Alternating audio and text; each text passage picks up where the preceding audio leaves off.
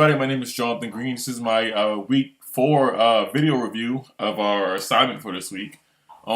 Before I show you my app, I'm going to go over my code that I did, because my app, it does work, but because of what I decided to do, it takes a while for it to actually go through its process, and I'll explain that as I run the app and go through it. But for our assignment, we basically had to create multiple views and then pass data between those views. Well, pass data through the views as far as having user input data on the first view, the parent view, and have the data passed to all the child views, and as well having the ability to include any other additional data being passed to the views besides that as well.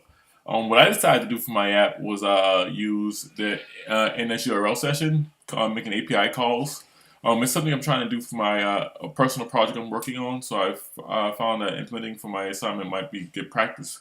But there's issues that come up with it that I'll discuss and I'll go through with you. But initially though, I'll show you what we did for the assignment that we had to do. So initially, this is what we went through in all the assignments, all the class assignments, practice sessions that we had. I took a good bit of the base code that she showed us and used that initially to get myself started, like having an empty name string, using the prepare for segue override function. But besides that, though, I added in some of my own code. Like right here, I have a name holder to hold the input for main.text for that text field, and then I have it once it gets placed in the name variable, having that lowercase string method added to it, so that the name whatever entry will be lowercase. And the reason why I did that, I should probably explain this earlier too, was that my app is searching through an anime API for an anime site, and when you do search queries, the names have to be in lowercase. So that's why I had a lowercase string added to wherever the input would be from the main text. If you go into my data map, well, before I go into that, my image view, say my slug view, I'm sorry. This, the second image, which is, go to my storyboard, this is my second image, view, which is this right here, receives the input from the user and has a label printed out right here, and then it gets the description of the anime that the user queried and placed it right here. And there's an image button right here that you click, and it goes on to the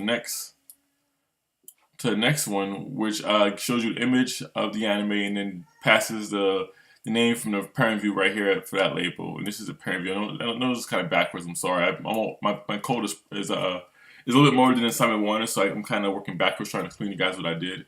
But this is the first screen right here too, which the user inputs their text right there, and you click a button to go to the next one. And this is just navigational control that I used to navigate through instead of making back buttons. It just seemed to work better, more efficiently than back buttons. But then anyway, back to my code. So my slug view, which is the first one. Slug is the name of the parameter, the JSON data for the title. So that's why I call it the slug view. And it just goes through the API. And the JSON data parses through it, and it pulls the slug, and it prints it out. I'm sorry, not the slug. It pits in the slug, and it prints out the synopsis, which is the summary, and it prints it out in the labeled data, whereas that summary that you will find. And the same thing for the image. Goes to JSON data, pulls the image, and it adds it to the view. Now let me explain how this whole data manager thing works. Okay, I'm going to start with the data manager source file right here. And what's happening is that there's two functions in here really. All right, there's two classes, two functions. This first one right here is is actually just calling setting up my NSURL session, so that I'm able to make an API call. There's more than one way to do it in Swift, but after reading over documentation, just looking at Stack Overflow and a few other sites, everybody's recommending, and Apple themselves recommend using an NSURL session when doing any kind of getting or posting with APIs, or just managing APIs altogether. But that's what this chunk of code right here is doing. If you want to learn about how to do NSURL sessions, there's a whole bunch of resources online. Albeit some of them not too well documented, but if you look hard enough, you'll figure out how to do it. And it's out there.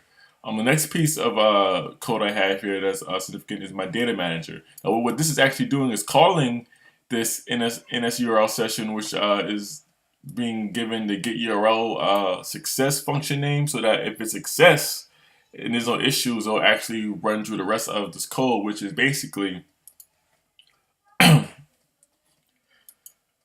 But I'm sorry, I think I might be catching something. I'm not sure. But what it's basically doing is grabbing this URL up here that I gave the value of the address, the API address, with the name variable from the input the user will put in. What it's doing is it's getting that right now. It's getting that API data, which is going to be returning a JSON data, because that's the type of API data that it's returning. And this is just checking that it's actually not nil. But that's what this is doing, basically, just running this and then passing this right here, this URL string, into the NS URL session right here. So it's getting the data.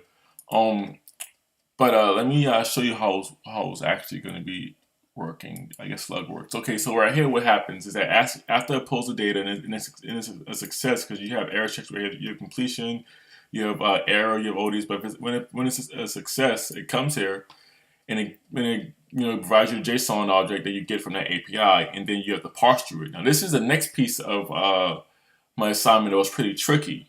Swift natively parses JSON. It's able to parse JSON, but not very well. And when I say not very well, it's not a pretty picture. You have to do a lot of no checks when you're parsing JSON data natively with Swift. And initially, when I tried to do that, it was just a whole bunch of code that I felt could have been shortened, and it was. And doing research, there are a lot of resources out there. One of the first ones that I found, which was probably the best one, I think, is SwiftyJSON, which is a library that somebody made to help make parsing JSON in Swift way easier. So you have all this code right here, and again, there's resources out there you can read up on SwiftyJSON. I'm not going to do a video about SwiftyJSON. This is not what this video is about. But this whole Swift file right here is a library for parsing JSON in Swift. So instead of having which is only, this is all of it right here. That's it right there.